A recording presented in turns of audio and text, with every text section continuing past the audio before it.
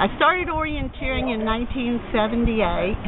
Basically, Steve and I came across a announcement for an orienteering meet put on by the Georgia Department of Natural Resources at F.D. Roosevelt State Park, and we thought we'd go and try it. I met Bill Cheatham, the eventual founder of the club, that day when he passed me going to the first control. And we decided orienteering was a lot of fun, and we keep doing it. And I got started in orienteering in the Army, actually, back in 1971 at Fort Bragg, and with a Master Sergeant called Stuart Kramer.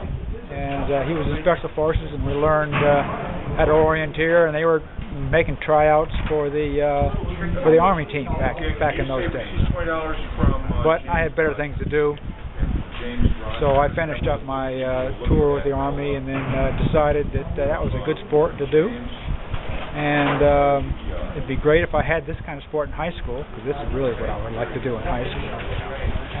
So I figured back in Georgia, since there weren't a lot of orienteering meets going on close by, I figured we'd try to learn how to make maps and set courses, and then we had meets.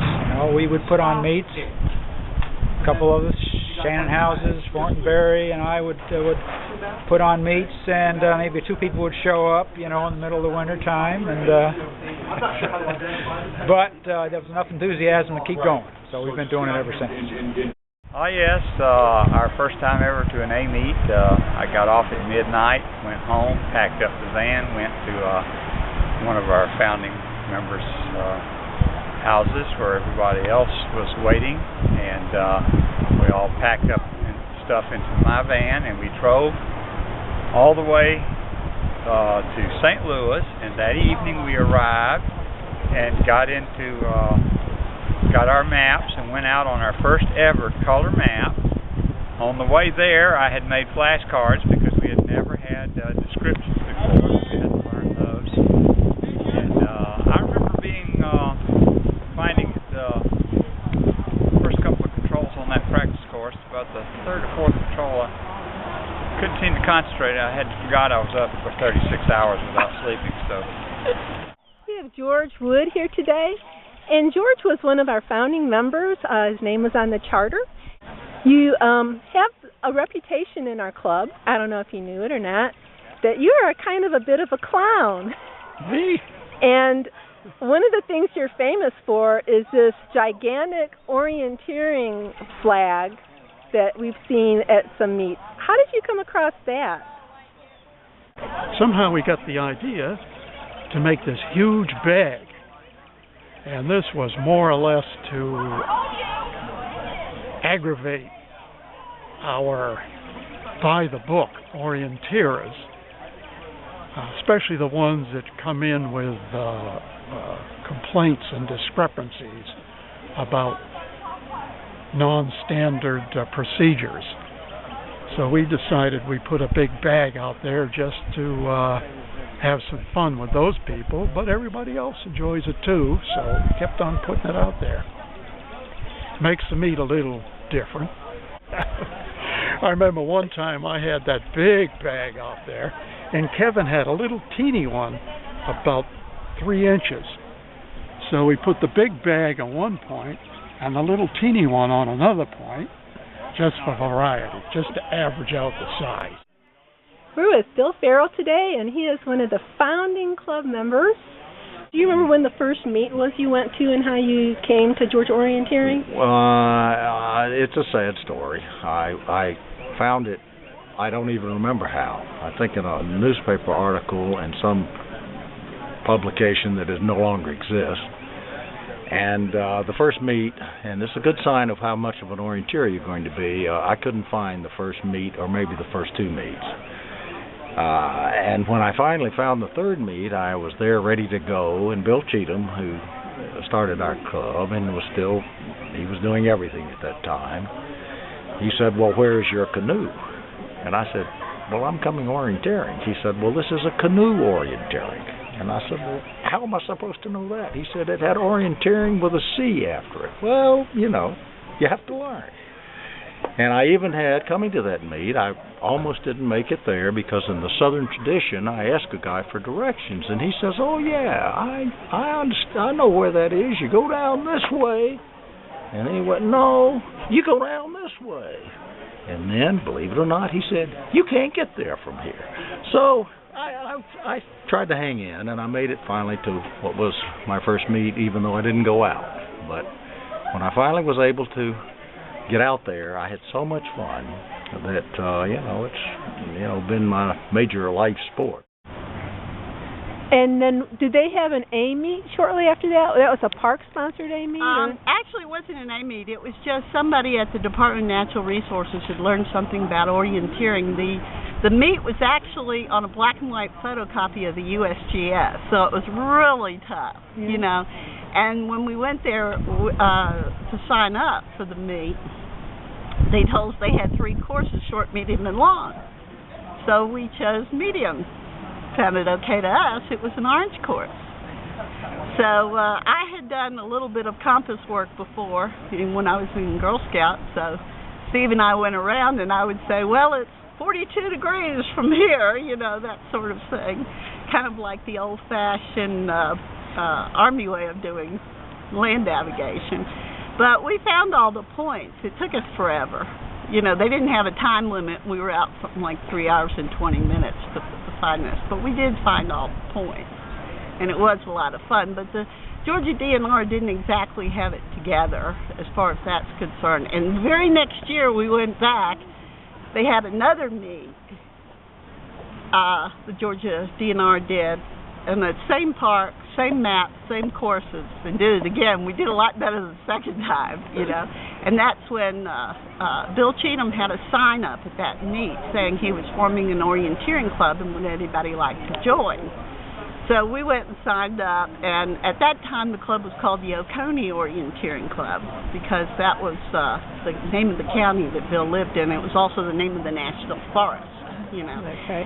So we joined it, and then when the club had enough USOF members, national members, to form an official club with the U.S. Orienteering Federation, then we changed their name to the Georgia Orienteering Club.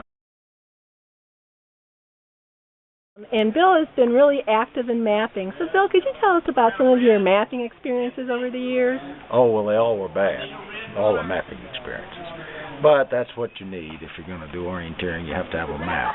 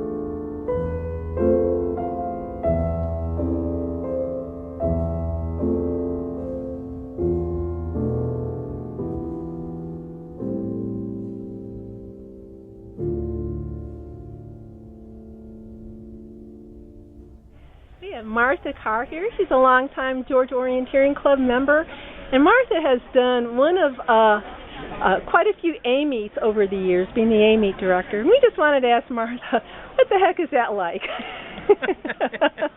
I think Lori knows the answer to that question too. Luckily I only became A meet director once the entire club already knew what they were doing at A meets.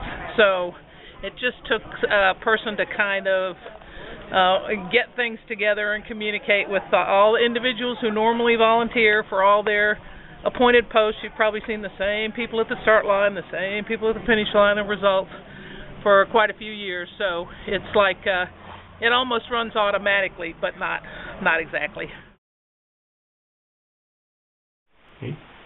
Hi, I'm Lori Searle. I've been a member of the Georgia Orienteering Club for a number of years. Over the years, you always collect these T-shirts when you go to A meets.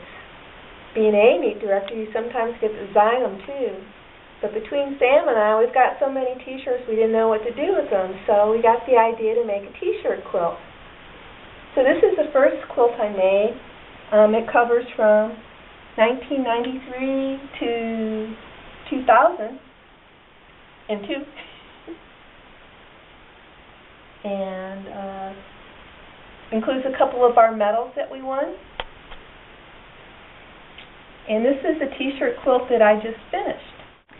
So in this T-shirt quilt, we have here our club motto, Map, Compass, Thrills. Sam Smith actually designed that motto. We created that logo. And this T-shirt runs through our championship convention in 2003 all the way up to our U.S. champs this year. So that's the Georgia Orienteering T-shirt quilt.